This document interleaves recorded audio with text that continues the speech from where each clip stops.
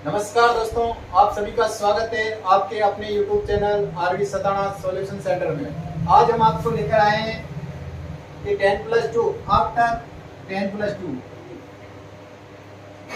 के 12वीं करने के बाद क्या करें। तो 12वीं के बाद अगर आपको कॉलेज में फॉर्म भरना होता है तो उसके लिए आपको आवश्यक जो दस्तावेज आपको चाहिए होते हैं वो कौन कौन से दस्तावेज है, उन दस्तावेजों के बारे में हम चर्चा करेंगे कि किन किन दस्तावेजों की आवश्यकता होती है। तो सबसे पहले हम आपको बता दें कि 10+2 करने के बाद सबसे पहले जो दस्तावेज होता है वो कि अपने 10th की मार्कशीट। 10th की मार्कशीट के बाद नंबर आता है मूल निवास का। मूल निवास पहले से बना हुआ होना चाहिए अपने पास। अगर अपने पास मूल निवास नहीं होता तो अपन 5 से 7 दिन के अंदर किसी भी मित्रा से ये मूल निवास बढ़वा सकते हैं। इसके बाद नंबर आता है वो है जाति प्रमाण पत्र। जाति प्रमाण पत्र भी हम 5 से 7 दिन में किसी भी मित्रा से बन सकता है। ये सारे दस्तावेज अपने को कॉलेज में एडमिशन लेने से पहले अपने पास उपलब्ध होने चाहिए ताकि बाद में कहीं झंझट ना हो, इधर उधर भागना नहीं पड़े, कहीं ऐसा नहीं हो कि भागदौड़ी भरी जिंदगी में अपन कॉलेज का फॉर्म भरने से पीछे रह जाएं। इसीलिए इस भागदौड़ भरी जिंदगी में सबसे आगे रहने के लिए आपको इन सारी चीजों की तैयारी पहले करके रखनी होगी और इन सब की तैयारी करवाने के लिए आपके साथ है आरवी सताना सॉल्यूशन सेंटर।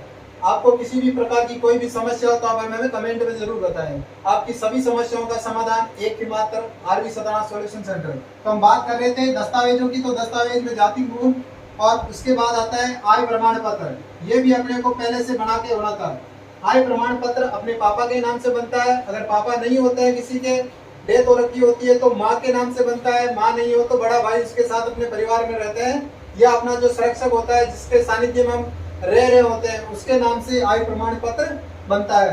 उसके बाद आता है आपका जन आधार कार्ड, जो राजस्थान सरकार द्वारा हाल ही में सब जगह लागू कर दिया गया है। और आपको सबसे इम्पोर्टेंट बात वो है कि जन आधार कार्ड को इतना महत्वपूर्ण कर दिया है कि आपका जो कॉलेज का जो फॉर्म भरा जाएगा उस कॉलेज के फॉर्म में भी जो सारा डाटा होता है वो इस जन आधार से उठा करके आपके फॉर्म में आता है।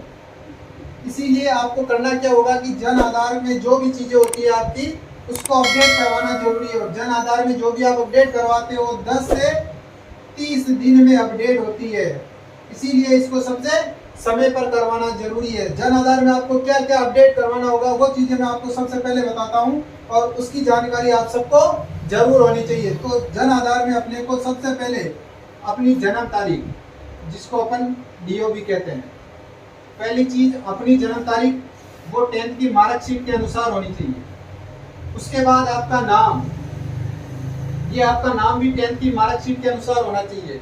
उसके बाद अपने पिता का नाम, वो भी अपनी 10th की मार्कशीट के अनुसार होना चाहिए। उसके बाद बात करते हैं माता का नाम, वो भी अपनी 10th की मार्कशीट के अनुसार होना चाहिए। यानी कि अपना नाम, अपने पिता का नाम, अपनी माता का नाम और अपनी DOB जन्म तारीख, ये चारों चीजें अपनी 10th की जो मार्कशीट है उसके अकॉर्डिंग होना जरूरी है।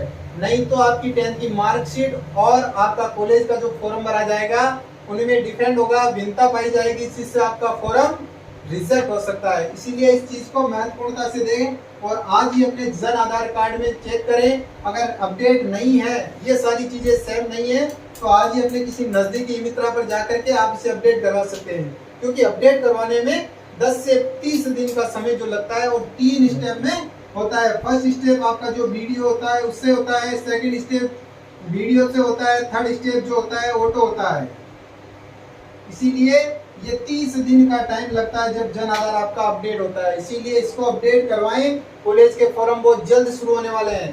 आपको 10+2 करने के बाद जब कॉलेज का एडमिशन लेना होता है, BA BSc या MCom BCom, ये सारे इनमें आजकल जन आधार को जरूरी कर दिया गया है। इसीलिए इन चीजों का आपको समावेश करना होगा। इसीलिए आपको ध्यान रखना होगा कि 10th की मार्कशीट में जो आपकी डिटेल है वो डिटेल जन आधार में होना अपडेट जरूरी है। उसके बाद जन आधार में एक और चीज आपको अपडेट करवाना है, वो है आपका बैंक खाता।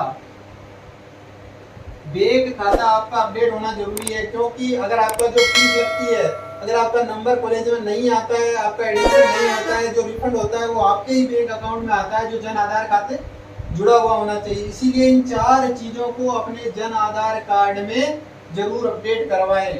और ऐसे ही वीडियो के साथ देखने के लिए हमारे साथ बने रहें। आगामी और वीडियो लेकर आएंगे आपके लिए। धन्यवाद।